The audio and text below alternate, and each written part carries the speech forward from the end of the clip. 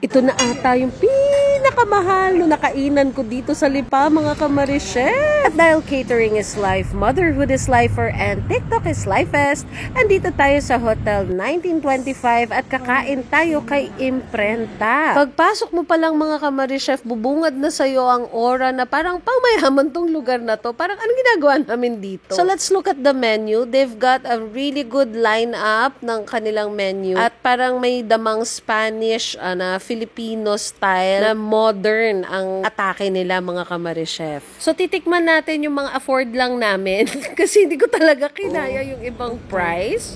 So gusto ko sana ng cheesy malunggay with chicken pate and olive dip, parang ganun. But my kids are not that adventurous. So nag-stick kami sa mga classics na kilala ng mga panlasa ng mga anak ko. And by the way, birthday ng husband ko nung araw na ito, late upload lang. Kaya nasiisipan namin na to make it a little special. So if you enter, makikita mo, it's very classy. It's giving you feels ng parang Romulo's Cafe. Tapos itong chicken skin, mga kamarichef, nasaktan talaga ako, 350 pesos. So tipid-tipid lang yung kain natin. Hindi tayo kakain ng parang kala mo nasa kanto lang tayo. Ganun. Kailangan dahan-dahan lang. Namnamin ang suka, mga kamarichef. Ganyan lang. Patak-patak lang. Hindi ako makakain ng marami kasi hindi na ako maka-order ulit. Tapos ito naman yung pinakbit nila. Masarap siya. There was nothing extravagant or extra special about it. And 325 to, mga kamarichef. Kakakain ko kasi sa mga karinderya dito, tigba 150 lang yung pinakbit. O ito naman, gising-gising. Nasa 350 pesos din siya, mga kamarichef. At based sa spoon ko, makikita mo yung size ng serving niya.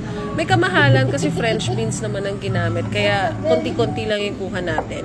And this is their crispy pata, which is winner to, mga kamarichef. Di ko sinasabi huwag kayong kumain dito. Sinasabi ko na namahalan ako at hindi na ako sanay kumain ng ganun kamahal. Pero masarap ang food nila. It's really parang original yung lasa, ganun. Hindi siya parang mga in-extend, mga ganun.